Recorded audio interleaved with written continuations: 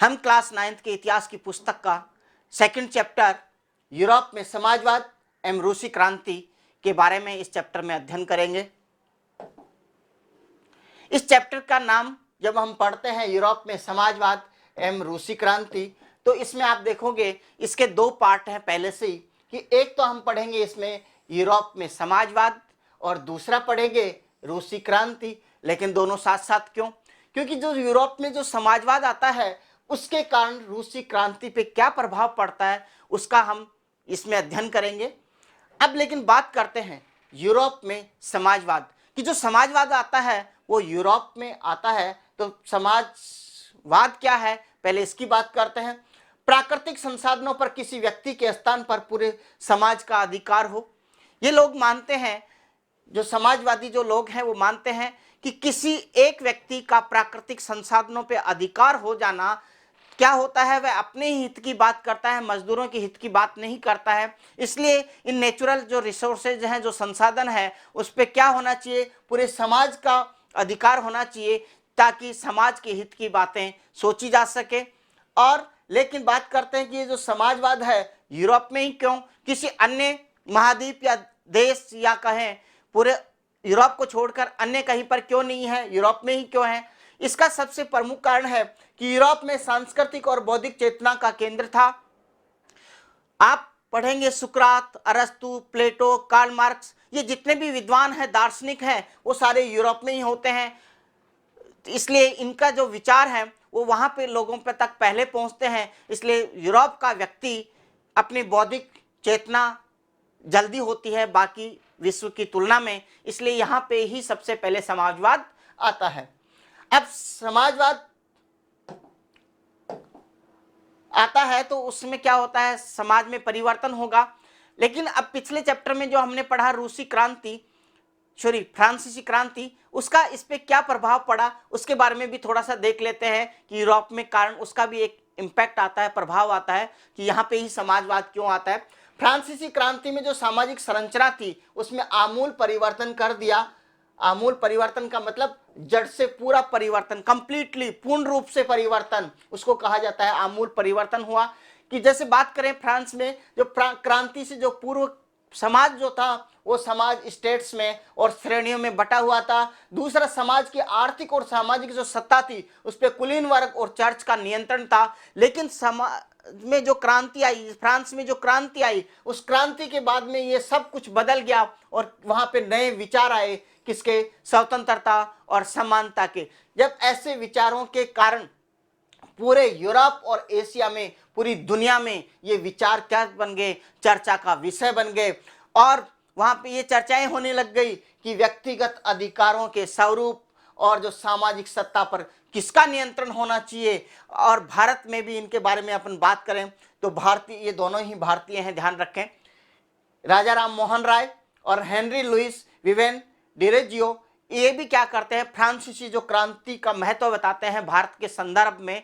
ये दोनों ही हिंदू कॉलेज के अंदर होते हैं, प्रोफेसर होते हैं, दोनों ही इसका महत्व भारत के लिए भी बताते हैं। और उपनिवेशों में घटी घटनाओं ने भी स्वतंत्रता और समानता के जो विचार हैं इनको एक नया रूप प्रदान किया।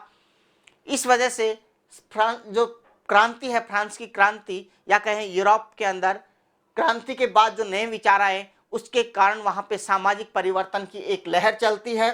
और सामाजिक परिवर्तन की जो लहर चलती है, क्योंकि लेकिन इसमें जो ऑलरेडी से सत्ता में बैठा व्यक्ति है वह कभी परिवर्तन नहीं चाहेगा, वह चाहेगा कि जैसा चल रहा है वैसे ही चलता रहना चाहिए। तो इस तरीके से यूरोप के जो लोग हैं इस बात को लेके कि सामाजिक परिवर्तन होना चाहिए या नहीं होना चाहिए, कुछ लोग चाहते हैं कि परिवर्तन होना चाहिए, कुछ लोग चाहते हैं कि परिवर्तन नहीं होना चाहिए, कुछ लोग चाहते हैं कि परिवर्तन होना चाहिए लेकिन धीरे धीरे होना चाहिए। इस तरीके से यूरोप के जो लोग हैं सभी कितने भागों में बढ़ जाते हैं, सामाजिक परिवर्तन को लेकर 3 भागों में विभाजित हो जाते हैं।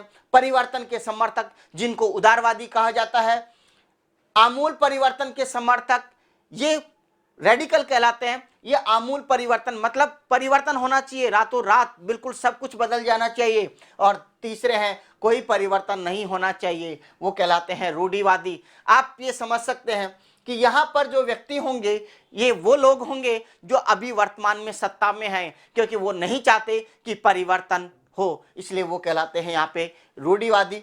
इसके आगे बात करते हैं, इन तीनों के बारे में अपन विस्तार से थोड़ी चर्चा कर लेते हैं कि क्या है उदारवादी, जिनको लिबरल्स कहा जाता है। ये बात करते हैं कि सभी धर्मों का बराबर का सम्मान और स्थान मिलना चाहिए, कि सरकार जो स्थापित है उसके अंदर क्या होना चाहिए, सभी धर्मों को सम्मान अधिकार मिलने चाहिए। अब इससे पहले कि अपन बात करें तो वहां पे क्या होता है, यूरोप में जिस धर्म का राजा है उस धर्म को विशेष महत्व दिया जाता है, बाकी अन्य जो धर्म है उनके साथ में अत्याचार किया जाता है। तो इस वजह से यहाँ पे ये उदारवादी हैं, ये कहते हैं कि सभी धर्मों का सम्मान होना चाहिए और सभी को एक निश्चित स्थान, सभी को बराबरी का दर्जा मिलना चाहिए। वंश आधारित सत्ता के विरोधी थे, कि ऐसा नहीं कि शासक जो बना हुआ है ठीक है कोई बात नहीं, यदि वह विद्वान है, बौद्धिक है, जनता की सेवा कर रहा है तो उसे राजा बनने का हक है, लेकिन मान लो उसका पुत्र है या बेटा है, उसको कोई बौद्धिक ज्ञान नहीं है, उसको राजनीतिक ज्ञान नहीं है, उसको संता को उससे संतुष्ट नहीं है, उसके बावजूद भी वह राजा बन जाता है, तो ऐसी स्थिति में ये जरूरी नहीं कि वहां पे सत्ता है वंश आधारित नहीं होनी चाहिए। यदि जो योग्य व्यक्ति है उसको सत्ता मिलनी चाहिए, मतलब सभी का हिस्सा इसमें पार्टिसिपेट होना चाहिए। सरकार के समक्ष व्यक्तिगत अधिकारों के रख सकते, और ये चाहते हैं कि जो व्यक्तिगत अधिकार हैं कौन से, जैसे स्वतंत्रता, समानता, इनका अधिकार, इनका रक्षा होनी चाहिए कहाँ पे, सरकार के लेवल पे। और प्रतिनिधित्व आधारित निर्वाचित सरकार हो जो शासकों अफसरों के प्रभाव से मुक्त हो, और एक सरकार ऐसी होनी चाहिए जो क्या हो, निर्वाचित प्रतिनिधित्व है, और जो प्रतिनिधित्व करे कि किसका, जनता का। तो इस तरीके से सरकार चुनी होनी चाहिए, लेकिन उस पे शासक का और वहां पे जो अफसर हैं उनका प्रभाव नहीं होना चाहिए। इसके आगे बात करें, सुप्रशिक्षित न्यायपालिका द्वारा स्थापित कानूनों के अनुसार शासन कार्य चलाए, और वो जो शासन चलाए वह किसके आधार, जो न्यायपालिका है जो सुशिक्षित हो, उसके द्वारा जो कानून निर्धारित कर दिए गए उसी के अनुसार शासन चलाने वाली सरकार होनी चाहिए। इतनी बात होने के बाद भी हमें कहा है, या ये क्या है, लोकतंत्रवादी नहीं है। अब बात करते हैं लोकतंत्रवादी क्यों नहीं है। भाई लोकतंत्र का मतलब तो ये होता है कि प्रत्येक व्यक्ति का सरकार में हिस्सेदारी होनी चाहिए, उसका पार्टिसिपेशन होना चाहिए। लेकिन यहाँ पे आप देखेंगे कि ये जो व्यक्ति मताधिकार की जो बात करते हैं, वे मताधिकार केवल सत्ता संपत्ति धारकों को ही देना चाहते हैं, कि जिनके पास में संपत्ति है उनको ही अधिकार मिलना चाहिए। आप ये सोच सकते हैं ऐसा क्यों कह रहे हैं, क्यों, क्योंकि फ्रांस की क्रांति के अंदर आपने देखा होगा जैकोबिन सरकार, जो संपत्ति विहीन लोगों को भी मताधिकार देने के बाद में जो सरकार बनती है रोबेस्पियर की, वो किस तरीके से त्राही त्राही मचाती है। इस वजह से यहाँ पे ये जो उदारवादी लोग हैं ये तो चाहते हैं कि परिवर्तन होना चाहिए, लेकिन मताधिकार का प्रयोग केवल और केवल संपत्ति धारकों को मिलना चाहिए। तो ये यहाँ पे इस वजह से यहाँ पे लोकतंत्रवादी नहीं है। आगे बात करते हैं, रेडिकल, ये देश की आबादी, ये चाहते हैं कि देश में जो सरकार है वो देश की जो आबादी है उसके बहुमत के आधार पर होनी चाहिए, सरकार उसके बहुमत के आधार पर होनी चाहिए। और वहां पे केवल पिछले, मैं उदारवादी की बात करूं, उन्होंने केवल पुरुषों के मताधिकार की बात की, लेकिन रेडिकल जो है ये महिला मताधिकार के भी समर्थक है, कि महिलाओं को भी क्या मिलना चाहिए, मत देने का अधिकार मिलना चाहिए। बड़े जमींदारों एवं संपन्न उद्योगपतियों को प्राप्त विशेषाधिकारों के खिलाफ थे। ये चाहते हैं कि ये जो बड़े जमींदार हैं उनके जो विशेषाधिकार मिले हुए हैं इनके बिल्कुल विरोधी हैं, कि ऐसा नहीं होना चाहिए, सबको समान अधिकार मिलने चाहिए। हालांकि ये निजी संपत्ति के विरोधी तो नहीं है, लेकिन सुनिए, लेकिन कुछ लोगों के पास ही संपत्ति का केंद्र के विरोधी थे। भाई ठीक है, निजी संपत्ति है आप अपनी रखिए, लेकिन ऐसा नहीं हो कि बहुत बड़ी आबादी का या में जो कुछ हिस्सा है कम जनसंख्या का जो संपन्न है उन्हीं के पास में पूरी संपत्ति उन्हीं के पास एकत्रित हो जाए, ऐसा भी नहीं होना चाहिए। इस तरीके से ये रेडिकल्स इस तरीके की विचारधाराएं रखते हैं। और तीसरे अपन बात करते हैं रूढ़िवादी, जिनको कहा जाता है कंजर्वेटिव्स। ये अब इसके अंदर कौन होंगे, वो लोग जो प्रेजेंट में सत्ता में हैं, और वो उदारवादी और रेडिकल दोनों के ये खिलाफ हैं। क्यों, क्योंकि ये पहले से ही सत्ता में है। इनको पता है चाहे उदारवादी जो चाह रहे हैं जिस तरीके से सरकार आए, चाहे रेडिकल वाली सरकार आए, हमारा जाना तो निश्चित तय है। इसलिए ये कह चाहते हैं कि परिवर्तन नहीं होना चाहिए। फ्रांस की, लेकिन क्या हुआ, फ्रांस की जब क्रांति के बाद बदलाव को स्वीकार करते हैं, धीरे धीरे इनको समझ में आया, जब फ्रांस की क्रांति होती है, फ्रांस की क्रांति के अंदर क्या होता है, सम्राट का हश्र देखा है इन लोगों ने कि किस तरीके से उसको फांसी पे चढ़ा दिया गया है, गिलोटिन कर दिया गया है। तो उसके डर के मारे वो समझते हैं कि जनता जाग चुकी है, मजदूर और किसान जाग चुका है। इसलिए अब वह इस बात को 18वीं सदी के बाद में जब 19वीं सदी आती है, तब ये कहने लग जाता है रूढ़िवादी जो तबका है, जो वर्ग है, कि नहीं, परिवर्तन होना चाहिए। लेकिन परिवर्तन कैसे होना चाहिए, धीरे धीरे होना चाहिए और बदलाव की प्रक्रिया मतलब धीमी धीमी होनी चाहिए। अतीत का सम्मान हो से पूरी तरह ठुकराया नहीं जाए। और ये चाहते हैं अतीत जो हम ऑलरेडी से जो सम्राट रहे हैं, हमें भी उस जो नई सरकार बनती है उसमें कोई ना कोई सम्मानजनक पद होना चाहिए, उसको ठुकराया। जिस तरीके से वहां पे फ्रांस में ठुकरा दिया गया था, ऐसे नहीं ठुकराया जाना चाहिए। इस तरीके से ये रूढ़िवादी जो लोग हैं इस तरीके की अपनी विचारधारा रखते हैं। औद्योगिक समाज और सामाजिक परिवर्तन, यूरोप में जब औद्योगिक क्रांति आती है उसके बाद में जो औद्योगिक समाज बनता है उसमें, और उस समय सामाजिक परिवर्तन किस तरीके से होता है, आइए जानते हैं। 19वीं शताब्दी में सामाजिक और आर्थिक बदलाव का दौर था कि सामाजिक 19वीं जो शताब्दी है वो सामाजिक और आर्थिक जो बदलाव का दौर है। कैसे, क्या कारण है कि सामाजिक बदलाव और आर्थिक बदलाव हो रहा है? नए औद्योगिक क्षेत्रों का विकास और रेलवे का विस्तार हो रहा है। वहां पे नए नए उद्योग लग रहे हैं, रेलवे का विस्तार हो रहा है। और जब इसका मतलब क्या हुआ, वहां पे औद्योगिक क्रांति क्या हो गई, संपन्न हो गई, मतलब औद्योगिक क्रांति हो गई। जब औद्योगिक क्रांति हो गई इसका मतलब उद्योग बहुत सारे लग गए। जब लेकिन उद्योग लगने के बाद में जो औद्योगिक क्रांति हुई उसके बाद में वहां पे क्या है, औद्योगिकरण के कारण अनेक समस्याएं भी उत्पन्न हुई। क्योंकि कोई भी चीज होती है उसके दो पहलू होते हैं। कहा, हिंदी में आपने सुना होगा, सिक्के के दो पहलू होते हैं, पॉजिटिव और निगेटिव। तो यहाँ पे औद्योगिकरण हुआ, उसका पॉजिटिव इंपैक्ट भी हुआ, लेकिन निगेटिव क्या हुआ, वो जो समस्याएं क्या उत्पन्न हुई उसके बारे में हम आगे जानते हैं। औरतों, आदमियों और बच्चों को कारखाने में ला दिया। औद्योगिकरण जो हुआ उससे क्या हुआ कि महिला हो चाहे पुरुष हो चाहे बच्चा हो, सब कहाँ काम करने लग गए, कारखानों में काम करने लग गए। काम के घंटे बहुत अधिक हो गए, फिर भी मजदूरी कम। अब व्यक्ति को काम तो करना पड़ रहा है 15-16 घंटे तक और मजदूरी मिलती है कम। ये बड़ी समस्या है। आज के परिप्रेक्ष्य में आप नहीं देखें, आज तो कुछ नियम्स बन गए, लेकिन ये 19वीं शताब्दी की अपन बात कर रहे हैं, आज 21वीं शताब्दी है। तो उस समय क्या है, सेठ लोग हैं वो काम खूब लेते हैं उनसे, लेकिन मजदूरी कम देते हैं। बेरोजगारी एक समस्या और होती है, बेरोजगारी बहुत अधिक बढ़ गई। कैसे, और यदि वस्तुओं की मांग में गिरावट होने पर बेरोजगारी और बढ़ जाती है।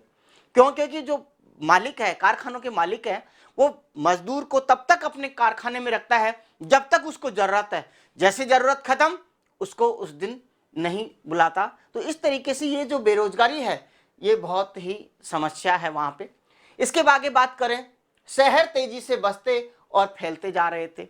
अब जहां पे औद्योगिक लग गया या उद्योग जहां पे लग गया वहां पे नेचुरल है कि क्या होंगे, लोग आकर बस जाएंगे, मजदूरी करने वाले बस जाएंगे वहां पे। जैसे मान लो मैकेनिक वगैरह हैं, लेबर्स हैं, वो सब वहां पे, इनके साथ ही इनके साथ साथ में फिर व्यापार भी बढ़ जाएगा। जैसे क्यों? क्योंकि वहां पे जो यदि मजदूर रह रहा है तो वहां पे उन लोगों को क्या चाहिए, राशन भी चाहिए। तो राशन वाला कोई ना कोई बनिया आएगा, वो भी अपनी वहां पे दुकान लगा लेगा। जब मान लो दुकान से आटा दाल वगैरह लेने के लिए परचूनी की दुकान लग गई तो क्या होगा, कपड़े भी उनको चाहिए तो कपड़े वाली दुकान भी वहां पे लग जाएगी। इस तरीके से वहां पे क्या है, शहर बढ़ते गए, पसरते गए, बहुत बड़े शहर फैलते जा रहे थे। आवास और साफ सफाई की समस्या, लेकिन इस औद्योगिकीकरण की वजह से क्या हो गई, आवास की समस्या आई और साफ सफाई। क्यों? मजदूरों के पास में इतना पैसा नहीं है कि वो बहुत बढ़िया से मकान बना के रहें। कहीं ना कहीं वह अपनी झुग्गी झोपड़ी बना लेता और उसके बाद में उसी में रहने लग जाता। लेकिन आपको पता है झुग्गी झोपड़ियां जब होंगी तो उनसे निकलने वाला पानी, यदि ड्रेनेज सिस्टम प्रॉपर नहीं होगा तो साफ सफाई नहीं होगी, और जब साफ सफाई नहीं होगी तो क्या होगा, व्यक्ति अस्वस्थ रहने लगेगा। क्यों? क्योंकि वहां पर गंदगी जैसे ही फैलेगी तो व्यक्ति को बीमारियां घेर लेगी। इस तरीके से व्यक्ति क्या रहने लग गया, अस्वस्थ। ये औद्योगिकरण के प्रभाव आ रहे हैं कि उद्योग तो बढ़ रहे हैं लेकिन व्यक्ति पे क्या इफेक्ट पड़ रहा है, निगेटिव इफेक्ट आ रहा है उसका। अब जब व्यक्ति अस्वस्थ रहने लग गया, इस तरीके की जब समस्याएं क्रिएट हो गई, तो वहां पर उदारवादी और जो रेडिकल हैं वो इसके बारे में, इस समस्या का समाधान खोजते हैं कि किस तरीके से इन मजदूरों का स्वस्थ रहना जो जरूरी है ये कैसे हो पाए, कैसे इनकी आवास की व्यवस्था हो और किस तरीके से इनकी साफ सफाई की व्यवस्था, इन सब बारे के अंदर उदारवादी और रेडिकल विचार करते हैं। क्यों करते हैं, एक और बताता हूं। जितने भी उद्योग हैं वो किस में हैं, निजी क्षेत्र के हैं, लेकिन कुछ उद्योग हैं वो इन उदारवादी और रेडिकल्स के पास भी है। इन रेडिकल्स के उन्होंने इतनी संपत्ति कहां से जुटाई, उन्होंने व्यापार किया, उद्योग लगाए, उन्हीं के माध्यम से इन्होंने क्या किया कि धन दौलत जुटाई। तो ये चाहते हैं बाकी जो तबका है वह भी क्या करे, इस तरीके के प्रयास करे, समृद्ध बन सकता है। तो इस तरीके की बातें उदारवादी और रेडिकल दोनों चाहते हैं। अब इसके साथ ही उनका ये भी मानना है, उदारवादी और रेडिकल्स का ये मानना है कि मजदूर यदि स्वस्थ रहेगा तो और पढ़ा लिखा होगा तो उसको लाभ अधिक होगा, क्योंकि व्यक्ति एजुकेटेड है और यदि स्वस्थ है तो काम अधिक कर पाएगा, उसका बौद्धिक विकास अधिक है तो भी काम अच्छे से कर पाएगा। तो इस तरीके से उनको पता है, और जब काम अच्छे से होगा तो क्या होगा, फैक्ट्री मालिकों का मुनाफा भी बढ़ेगा। तो ऐसा ये उदारवादी और रेडिकल सोचते हैं। ये लोग जन्मजात विशेषाधिकारों के विरुद्ध हैं, लेकिन ये रेडिकल्स और उदारवादी क्या नहीं चाहते, ये जो जिनको जन्मजात विशेषाधिकार मिले हुए हैं, जैसे सम्राट हैं, जैसे कुलीन जो लोग थे और पादरी वगैरह को जो जन्मसिद्ध अधिकार मिले हुए थे, बस जन्म गए पादरियों के घर में, बस ये हमको अधिकार मिल गई, इनके बड़े विरोधी थे। ये क्या चाहते थे, व्यक्तिगत प्रयास, श्रम और उद्यमशीलता में गहरा विश्वास करते थे। ये चाहते थे कि व्यक्ति स्वयं प्रयास करता है, मेहनत करता है तो उससे सफलता अधिक मिलती है और देश तरक्की करता है, विकास होता है। ऐसी बातें इनका मानना था। और इनका मानना था कि प्रत्येक व्यक्ति को व्यक्तिगत स्वतंत्रता दी जानी चाहिए, गरीबों को रोजगार मिलना चाहिए और जिनके पास में पूंजी है उनको बेरोक टोक काम करने की इजाजत मिलनी चाहिए, उन्हें उद्योग लगाने की इजाजत मिलनी चाहिए। और यदि ऐसा होगा तो क्या होगा, समाज तरक्की कर सकता है। समाज क्या करेगा, तरक्की करेगा। तो इस तरीके से ये उदारवादी और रेडिकल्स, जब ऐसी बात कोई व्यक्ति करे तो क्या होगा, इस कारण सामाजिक परिवर्तन के इच्छुक कामकाजी स्त्री पुरुष उदारवादी और रेडिकल समूह से जुड़ गए। यदि कोई व्यक्ति मजदूरों के हित की बात करे तो मजदूर कहां पे आके जुड़ेगा, उस व्यक्ति से आके जुड़ेगा या उस समूह से आके जुड़ेगा जो उनके हित की बात करता हो। और आपको पता है अभी जैसे मैंने बताया, उदारवादी और रेडिकल्स क्या कर रहे हैं, मजदूरों के हित की बात कर रहे हैं, उनके अच्छे स्वास्थ्य की बात करते हैं, उनके पढ़ने लिखने की बात कर रहे हैं। तो नेचुरल है कि जितने भी पुरुष और जो महिलाएं हैं वो सारे किन से, उस ग्रुप से जुड़ने लग गए। लेकिन ये बात किनको नहीं जमती, सरकार और पूंजीपति ऐसा नहीं चाहते। ये उदारवादी और रेडिकल्स को छोड़कर जितने भी जो कुलीन वर्ग हैं, पादरी वर्ग हैं या अन्य जो समृद्ध लोग हैं जिनको विशेषाधिकार प्राप्त है, जिनका हक मारा जा रहा है, वो क्या है, इस बात को नहीं चाहते कि हमारे विशेषाधिकार समाप्त हो जाएं या ये लोग समृद्ध बने। तो वो ऐसा नहीं चाहते हैं। अब जब ऐसा नहीं चाहते, अब आगे और बताता हूं। 1815 ईस्वी में जिस तरह की सरकारें बनी उनसे छुटकारा पाने के लिए राष्ट्रवादी, उदारवादी और रेडिकल आंदोलनकारी क्रांति के पक्ष में थे। 1815 आपको याद होगा, मैंने जब फ्रांस की क्रांति पढ़ाई थी तो उसमें मैंने बताया था कि 1804 में नेपोलियन बोनापार्ट आता है और नेपोलियन बोनापार्ट 1815 ईस्वी में क्या होता है, वाटरलू के युद्ध में जब इंग्लैंड से पराजित हो जाता है तो उसके बाद क्या होता है, फ्रांस या फ्रांस के अन्य जितने भी स्थान है, जैसे जर्मनी ले लो, इटली ले लो, ऑस्ट्रिया ले लो, जहां पे उन्होंने क्या किया था, नेपोलियन ने क्या किया था, वहां पर उन स्टेट्स को जीत कर अपने परिवार के सदस्यों को राजा बना दिया था। जैसे वो हार गया तो क्या होगा, वहां पे पूर्व में जो राजा थे उन्होंने क्या किया, उनको गद्दी से उतार दिया और स्वयं अपने वहां पे आ गए। तो वो जो सम्राट हैं, वो जो पूर्व में राजा थे और नेपोलियन के हारने के बाद वापस जो सम्राट बन गए, वो लोग ऐसा नहीं चाहते। और वो तो वैसे ही इतने सालों से जो दबा हुआ गुस्सा था निकालने को उतारू हो रखे।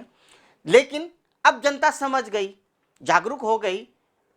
अब वो क्या चाहते हैं, राष्ट्रवादी, उदारवादी और रेडिकल्स ये सब मिलके क्या चाह रहे हैं कि आंदोलन करना चाहिए और ऐसी सरकारें जो अभी बनी है 1815 के बाद, इनको समाप्त करने देना चाहिए, उखाड़ के फेंक देना चाहिए।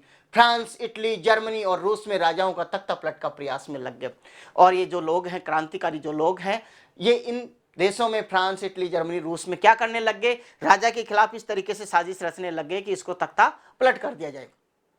राष्ट्रवादी क्रांति के माध्यम से राष्ट्र की स्थापना करना चाहते थे जिनमें सभी नागरिकों को समान अधिकार प्राप्त हो। यहाँ पे एक और विचारधारा आती है राष्ट्रवादी, वो अपने देश के प्रति समर्पित हैं। तो इस तरीके से वो राष्ट्रवादी जो लोग हैं वो चाहते हैं कि क्रांति के माध्यम से क्या किया जाए, इस राजा को हटा दिया जाए और बिल्कुल अपने एक राष्ट्र की स्थापना होनी चाहिए। ऐसे उनके और ऐसा राष्ट्र होना चाहिए जिसमें सभी नागरिकों को क्या हो, सम्मान अधिकार प्राप्त हो, कोई ऊंच नीच नहीं हो, सबको बराबर अधिकार मिले। और 1815 के बाद इटली के राष्ट्रवादी गिसेप्पे मेजिनी ने राष्ट्र की स्थापना के लिए अपने समर्थकों के साथ मिलकर राजा के खिलाफ साजिश रची थी। और 1815 के बाद क्या हुआ, इटली के अंदर,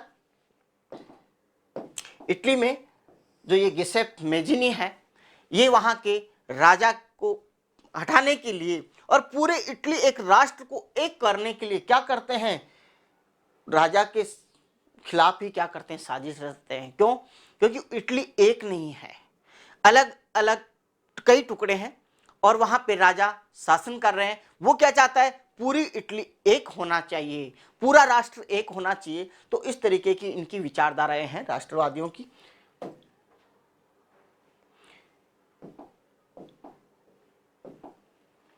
इस तरीके से हमने इस वीडियो में हमने जाना कि किस तरीके से उदारवादी, रेडिकल्स और राष्ट्रवादियों ने मिलकर क्या कर रहे हैं, ये समाज जो औद्योगिक क्रांति के साथ साथ में जो समस्याएं आ रही हैं उनका निराकरण करना चाहते हैं और समाज का विकास करना चाहते हैं, राष्ट्र को मजबूत बनाना चाहते हैं।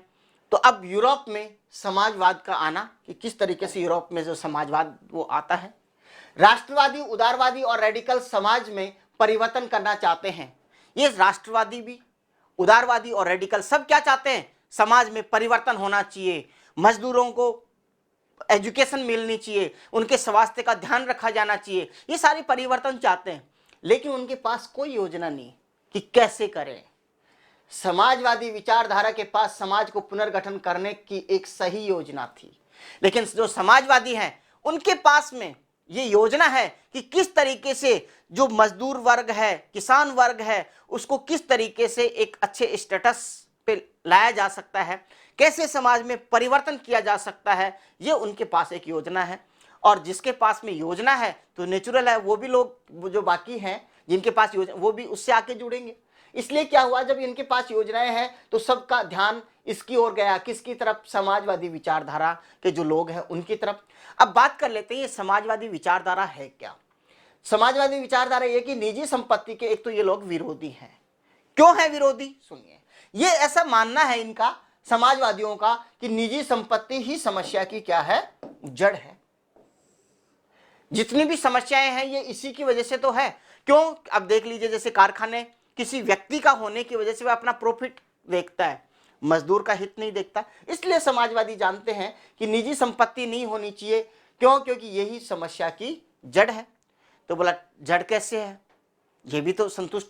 अब सुनिए, ये जड़ कैसे, संपत्तिधारी व्यक्ति के पास संपत्ति तो है और उससे दूसरों को रोजगार भी मिलता है, क्योंकि कारखाना लगाता है, दूसरों को रोजगार भी मिलता है। लेकिन होता क्या है, संपत्तिधारी व्यक्ति अपने फायदे से मतलब होता है उसको, मजदूर का हित नहीं। मजदूर बीमार है तो होने दो, उसको कोई मतलब नहीं, उसको क्या चाहिए, काम चाहिए। वह उन मजदूरों के बारे में नहीं सोचता जिसकी वजह से उसको लाभ प्राप्त होता है। ये बात, इसको समाजवादियों की ये विचारधारा है। अब बात करते हैं, बोला ठीक है, सब लोग पूछते हैं राष्ट्रवादी, उदारवादी, रेडिकल्स इन समाजवादियों से, भाई ठीक है आपकी बात ये तो समझ में आ गई कि निजी संपत्ति नहीं होनी चाहिए। क्यों? क्योंकि ये समस्या की जड़ है। लेकिन इसका समाधान क्या है? अब इन्होंने समाधान क्या दिया, संपत्ति पर समाज का नियंत्रण हो तो सामाजिक, तो क्या होगा, सामाजिक हितों का ध्यान अधिक रखा जा सकता है। ये बात बताते हैं। कौन? समाजवाद जो विचारधारा के लोग हैं वो। अब ये बात बताने के बाद में सब लोग सुनते हैं, समझ में आ गया। अब क्या होता है, समस्या और आती है, और ये समस्या मैं आज आपको भी देता हूं। कोई समाज संपत्ति के बिना कैसे चल सकता है, अगला प्रश्न उनका। और दूसरा प्रश्न है, समाजवादी समाज का आधार क्या होगा, कि समाजवादी बात तो करते हैं समाजवादी समाज की, लेकिन उसका बेस क्या होगा। और दूसरा ये बताएं कि बिना संपत्ति के समाज चलेगा कैसे। समाजवाद की विचारधारा कहां से आई? समाजवाद के जो विचारक हैं, जो दार्शनिक हैं, ये प्रमुखतः अपने सिलेबस में 4 हैं, उनके बारे में हम अध्ययन करेंगे।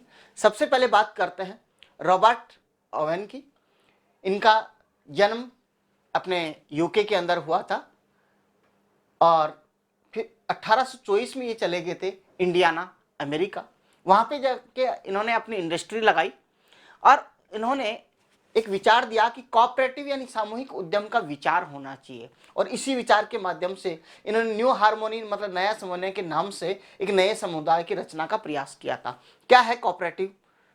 कोऑपरेटिव का मतलब इन्होंने ये विचार दिया, या इसका मतलब यह है कि कुछ लोग, समाज के कुछ लोग मिलकर साथ काम करें, अपना उद्यम लगाएं, साथ काम करें, और जितना भी प्रॉफिट जो होता है वो आपस में बांट लें, जितना जिसने काम किया उसके अकॉर्डिंग। तो ये कोऑपरेटिव संस्था या सामूहिक उद्यम की बात करते हैं। और दूसरी अपन बात करते हैं लुई ब्लांक के। ये कहते हैं कि ऐसा संभव नहीं है कि समाज के जो लोग हैं सारे मिलकर एक बहुत बड़ा फार्म हाउस टाइप में ले लें और उसमें काम कर पाए। इस काम में क्या करना चाहिए, सरकार को मदद करनी चाहिए, या सरकार का हस्तक्षेप होना चाहिए कि सरकार किस तरीके से काम करे, सामूहिक रूप से उद्यम लगाए, या उद्यम जैसे एक फैक्ट्री लगा दी पूरी, और उसमें जो काम करने वाले वर्कर्स हैं उसका जो बेनिफिट है वो उन्हीं में बांट दिया जाए। लेकिन ये काम करे कौन? सरकार करे। इन दोनों में सिर्फ इतना ही अंतर है। यहाँ पे सिर्फ ये केवल समाज की बात करते हैं, लुई ब्लांक बात करते हैं कि समाज के स्तर पर ऐसा काम संभव नहीं है, इसलिए सरकार को ऐसा काम करना चाहिए। और आज आप भारत के अंदर एक चीज पढ़ रहे हैं, रोजगार गारंटी अधिनियम, जिसके तहत ग्रामीण क्षेत्र में महात्मा गांधी नरेगा के नाम से जो योजनाएं चलती हैं, जी जो विचार है ये लुई ब्लांक ने दिया था कि राइट टू वर्क, काम का अधिकार होना चाहिए। Guarantee unemployment, employment for the urban poor, कि जो शहरों में जो गरीब लोग रह रहे हैं उनके लिए क्या मिलना चाहिए, रोजगार की गारंटी मिलनी चाहिए। और गारंटी कैसे मिलेगी? इनका यही तो कहना था कि सरकार क्या करे, सामूहिक उद्यम लगाए और उनका प्रॉफिट उनको बांट दिया जाए। आगे नेक्स्ट बात करते हैं अपन, 2 और समाजवादी विचारक हैं, कार्ल मार्क्स और दूसरा है फ्रेडरिक एंगल्स। कार्ल मार्क्स और फ्रेडरिक एंगल्स, इन दोनों ने मिलकर ही साथ साथ काम किया था। अब इन्होंने, कार्ल मार्क्स ने क्या विचार दिए, और जो विचार आपको पता है मजदूरों को जो अच्छे लगेंगे उसी की तरफ सब लोग झुकेंगे। कार्ल मार्क्स ने बताया कि औद्योगिक जो समाज है, जो उद्योग जो लगा हुआ जो समाज है, ये क्या है? पूंजीवादी समाज है, पूंजीपतियों का समाज है। क्यों? क्योंकि पैसा पूंजीपतियों का लगा हुआ है। लेकिन इसने आगे क्या कहा, फैक्ट्री में लगी पूंजी पर मालिकाना हक भी किसका है? पूंजीपतियों का। पूंजीपतियों का मुनाफा जो होता है वो किसकी मेहनत से आता है? मजदूरों की मेहनत से। मतलब फैक्ट्री ये लगाते हैं, मेहनत आप लोग करते हो, और फिर प्रॉफिट कौन ले जाते हैं? पूंजीपति। और निजी पूंजीपति मुनाफे का संचय करते जाते हैं, तो मजदूरों की स्थिति में सुधार नहीं होगा। तो इस तरीके की ये बात करते हैं कि पूंजीपति पैसा लगाते हैं, काम उसमें मजदूर करते हैं, लेकिन जो प्रॉफिट होता है वो पूरा कौन ले जाता है? मालिक। और मालिक ये चाहता है कि कम से कम पैसा खर्च हो, मजदूरों को कम से कम मजदूरी देनी हो, और अधिक से अधिक प्रॉफिट मेरा हो जाए, संचय कर लेता है। यदि ऐसा होगा तो क्या होगा? मजदूरों की स्थिति में कभी भी सुधार नहीं हो सकता। तो इन्होंने पूछा कि तो फिर सुधार कैसे होगा? इन्होंने मजदूरों की स्थिति में सुधार कैसे होगा, ये जब बात पूछी तो इन्होंने बहुत ही शानदार इसका जवाब दिया कि मजदूरों को पूंजीवाद और निजी संपत्ति पर आधारित शासन को उखाड़ फेंकना होगा, कि ये जो पूंजीपतियों का जो शासन चला रहा है इस पे आपको अधिकार करना होगा, और एक ऐसा समाज बनाना होगा जिसमें सारी संपत्ति किसकी हो? सामाजिक नियंत्रण में, और स्वामित्व किसका हो, समाज का होना चाहिए। और आपको ये जो पूंजीपतियों की जो अर्थव्यवस्था चली आ रही है, शासन चला रहा है, इसको दूर करके आपको इन उद्योगों पे अपना अधिकार करना होगा और एक ऐसी व्यवस्था करनी होगी जिसका संपत्ति पर अधिकार किसका, समाज का हो, जिससे क्या होगी, समाज के स्तर पे अधिक उनके हित के काम हो पाएंगे। पूंजीपतियों और मजदूरों के संघर्ष में अंत जीत मजदूरों की होगी। और जब ये संघर्ष चलेगा पूंजीपतियों का और मजदूरों का, अंततः जीत किसकी होनी है, मजदूरों को ही होगी। और कार्ल मार्क्स ने भविष्य के इस समाज को साम्यवादी समाज या कम्युनिस्ट समाज का नाम दिया है। और कार्ल मार्क्स ने बताया कि इस तरीके से जो फिर नया समाज बनेगा उसका नाम क्या होगा, साम्यवादी या कम्युनिस्ट समाज। इस तरीके के ऐसे विचार कार्ल मार्क्स और फ्रेडरिक एंगल्स, इसमें इंपॉर्टेंट रोल कार्ल मार्क्स का है। ये इसके काफ़ी क्लोज फ्रेंड रहे हैं, क्योंकि ये फाइनेंशियली स्ट्रांग होते हैं, तो ये इनकी पूरी मदद करते हैं फाइनेंस तौर पे। इस वजह से ये दोनों साथ ही अपने जनरल्स निकालते हैं और इस तरीके के विचार इसमें देते हैं। जब ऐसे विचार मजदूरों के बीच में आएंगे, और ये कैसे हैं, समाजवादी, तो इस तरीके से यूरोप में क्या आया, समाजवादी विचार आए। लेकिन अब इसका समर्थन किन्होंने किया, समाजवाद के लिए समर्थन। 1870 के दशक तक समाजवादी विचार पूरे यूरोप में फैल गए और समाजवादियों ने द्वितीय इंटरनेशनल के नाम से क्या बना लिया, एक अंतरराष्ट्रीय संस्था बनाई। क्या जरूरत पड़ गई थी संस्था बनाने की, क्यों, क्योंकि समन्वय स्थापित करने के लिए। क्योंकि फ्रांस में अलग व्यक्ति काम कर रहा है, स्पेन में अलग कर रहा है, इटली में अलग कर रहा है, ऑस्ट्रिया में अलग कर रहा है, जर्मनी में अलग तरीके से कर रहा है। तो वो चाहते हैं कि एक संस्था ऐसी हो जो एक निश्चित दिशा निर्देश तय करे और सबका काम करने का एक जरिया बने कि किस तरीके से हमें आगे काम करना है, कैसे मजदूरों का हित करना है। इसलिए आपसी समन्वय के लिए, आपस में कोऑर्डिनेशन के लिए, आपस में बातचीत करने के लिए और एक नई योजना लाने के लिए इन्होंने अपना एक ये द्वितीय इंटरनेशनल के नाम से संस्था बनाई। इंग्लैंड, जर्मनी और फ्रांस के मजदूरों ने संगठन भी बना लिए। संगठन बनाने की क्या जरूरत, सुनिए। अपने जीवन में क्या चाहते हैं, वो सुधार चाहते हैं, और दूसरा क्या चाहते हैं, कार्य जो परिस्थितियां हैं या कार्य स्थितियां हैं उनमें सुधार हो। क्योंकि जहाँ पे काम करना पड़ता है वहाँ पे परिस्थिति अच्छी नहीं है, टाइम देख लीजिए 15-16 घंटा काम करना पड़ रहा है। इसके अलावा वहाँ पे जो मजदूरों की रहने की स्थिति है और वो कोई अच्छी नहीं है, बहुत परेशान होकर वो मजदूरी अपना करता है। तो ऐसे इनमें सुधार आना चाहिए। अब ये जो संगठन बनाए, ये क्या काम करते थे, इनके लिए, मजदूरों के लिए क्या काम कर रहे हैं ये संगठन। एक तो काम किया कि कोष स्थापित किया। इन्होंने देखा कि मान लो कोई मजदूर की मजदूरी हट गई या वह परेशान है किसी कारण से, उसके पास पैसा नहीं है, फाइनेंस नहीं है, तो कौन कहाँ हेल्प आए उसकी। इसलिए इन्होंने एक कोष स्थापित किया और उसके माध्यम से इनकी हेल्प की जाएगी। दूसरा, काम के घंटों में कमी की डिमांड की, और इन संस्थाओं ने क्या क्या मालिकों से या पूंजीपतियों से कहा कि हमें जो काम के घंटे हैं वो निश्चित करने होंगे, 8 घंटे या 10 घंटे जो भी हैं वो फिक्स करना होगा, लेकिन 15-16 घंटे तो हम काम नहीं कर पाएंगे। तीसरा था, मताधिकार के लिए आवाज उठाना शुरू किया, और इनको ये भी पता था कि जब तक सरकार में हमारे लोग नहीं होंगे तब तक अच्छे कानून हमारे लिए नहीं बनने वाले। तो इस तरीके की बात करते हैं। इसलिए सोचते हैं कि यदि हमारे पास मत का अधिकार, क्योंकि आपको पता है इससे पहले मत का अधिकार किसको है, जिनके पास पूंजी है, और पूंजीपति जो हैं वो सरकार में कैसे कानून लाएंगे, जिनसे उनको फायदा हो। तो यहाँ पे ये मजदूर जो संगठन है ये विचार करते हैं कि मताधिकार हमें मिल जाए तो हमारा भी सरकार में पार्टिसिपेट होगी, सत्ता, तो कानून हमारे मुताबिक बनेंगे। इस तरीके की बातें ये करते हैं। अब जो तीन ये अपने जर्मनी, इंग्लैंड और फ्रांस के अंदर जब राजनीति की बात आती है, सत्ता में आने की बात करते हैं, तो यहाँ पे ये अपने राजनीतिक पार्टियां बनाते हैं। जर्मनी में कौन सी पार्टी बनती है उसके बारे में बात करते हैं। जर्मनी के अंदर बनती है सोशल डेमोक्रेटिक पार्टी। ये किसने, मजदूरों के संगठन ने संसदीय चुनाव में ये मदद करते हैं और इस नाम से ये पार्टी बनाते हैं। ये जो पार्टी है, ध्यान रखना, यहाँ पे आप सोचो सोशल का एस और डेमोक्रेटिक का पहले डी और पार्टी नहीं, इसका नाम आपको इसी तरीके से इंग्लिश में एसपीडी पहले, मतलब जो शॉर्ट फॉर्म दी हुई है, और फुल फॉर्म ऐसे ही याद करनी है आपको, सोशल डेमोक्रेटिक पार्टी। तो ये काम करते हैं, मजदूरों के लिए वर्क करते हैं। दूसरा, इंग्लैंड की अपन बात करें तो वहां पे बनते हैं 1905 ईस्वी में समाजवादी और ट्रेड यूनियन के जो आंदोलनकारी मजदूर हैं, इन्होंने मिलकर यहाँ पे एक पार्टी का गठन किया जिसका नाम है लेबर पार्टी। और यदि बात करें फ्रांस की, तो फ्रांस में भी मजदूर मिलकर एक पार्टी गठित करते हैं जिसका नाम है सोशलिस्ट पार्टी। ये इनके फ्लैग्स मैंने यहाँ पे प्रदर्शित किया है ताकि आपको अच्छे से इजी याद हो जाए। अब लेकिन ये संगठन बन गए, राजनीतिक संस्थाएं बन गई, पार्टियां बन गई, लेकिन इससे क्या फायदा रहा?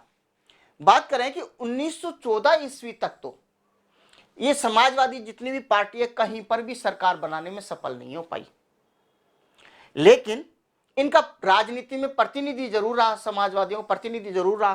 क्या काम किया? कानून बनाने में इनकी अहम भूमिका रही, परंतु सरकारों में जो दबदबा है वो रूढ़िवादियों, रेडिकल और उदारवादियों का ही रहा। और इस तरीके से यूरोप में समाजवाद को समर्थन प्राप्त हुआ। इसके आगे हम अध्ययन करेंगे कि समाजवाद का किस तरीके से रूस की क्रांति पे प्रभाव पड़ा।